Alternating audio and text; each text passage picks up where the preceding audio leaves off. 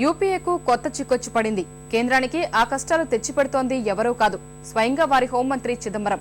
లోక్సభకు ఎన్నిక వివాదానికి సంబంధించి మద్రాసు హైకోర్టు తీర్పు వెలువడినప్పటి నుంచి హోంమంత్రి రాజీనామాకు డిమాండ్లు వెలువెత్తుతున్నాయి.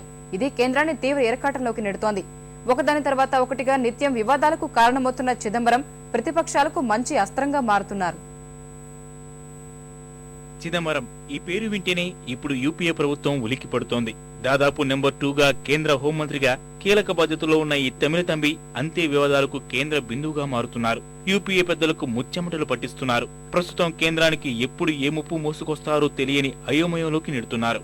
లోక్సభకు ఆయన ఎన్నిక నుంచి మద్రాసు హైకోర్టు తీర్పు వరకు ఒకదాని తర్వాత ఒకటి వరుస వివాదాలు చిదంబరం చుట్టూ సాలెగూలలా అల్లుకుంటున్నాయి. వాటిని ఆయుధాలుగా చేసుకుని విపక్షాలు విమర్శల దాడికి పదును పెడుతుంటే ఏం చెయ్యాలో తెలియని నిస్సహాయ స్థితిలో ఇరకాటంలో పడుతోంది యూపీఏ ప్రభుత్వం.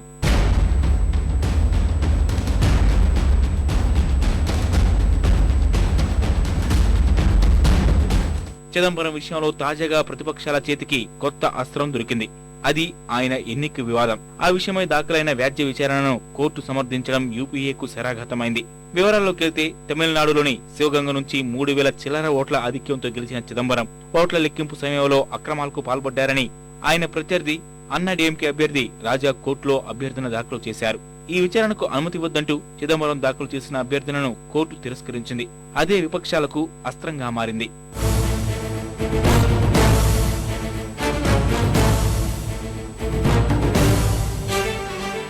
గతంలోనూ చిదంబరాన్ని అనేక వివాదాలు చుట్టుముట్టాయి. వాటి వల్ల పార్లమెంట్లో పెద్ద పెద్ద రసాభాసలే జరిగాయి. విపరీత ధరల ప్రకారమే లైసెన్సులు ఇవ్వాలన్న అధికారుల సూచనలు పక్కన పెట్టి 2001 ధరల విధానాన్ని అనుసరించి 2G కుంభకోణానికి ఆస్కారం ఇచ్చారనే ఆరోపణలున్నాయి. చిదంబరం తలుచుకుంటే 2G కుంభకోణాన్ని అడ్డుకుని ఉండేవారని ఆర్థిక మంత్రి ప్రణబ్ పీఎంఓకు రాసిన లేఖ అప్పట్లో కలకలం రేపింది.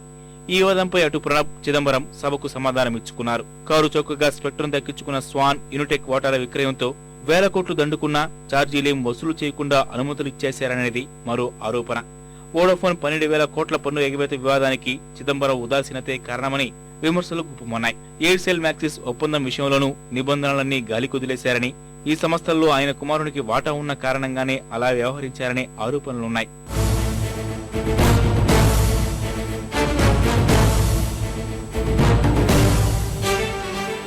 2004లో మంత్రి కాకముందు ఢిల్లీకి చెందిన హోటల్ యజమాని ఎస్పీ గుప్తా కోసం న్యాయవాదిగా మారిన చిదంబరం కేంద్ర హోంమంత్రి కాగానే కేసుల నుంచి ఆయనను తప్పించారనే ఆరోపణలు వివాదానికి దారితీశాయి. గుప్తాపై అభియోగాలన్నీ తప్పించేలా ఢిల్లీ పోలీసులకు చిదంబరమే సూచించారనే విమర్శలొచ్చాయి. ఇది మినహా అన్ని వివాదాలు అటు పార్లమెంట్ ను ఇటు యూపీఏను కుదిపివేసినవే.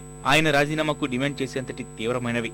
పైగా ఇవన్నీ సిబిఐ దర్యాప్తులోనూ న్యాయస్థానం విచారణలోనూ ఉన్నవి. ఇందులో ఏ ఒక్కదానిలో ఆయన దోషిగా తేలినా కేంద్రంలోని కాంగ్రెస్ సర్కారుకు గడ్డుకాలమే.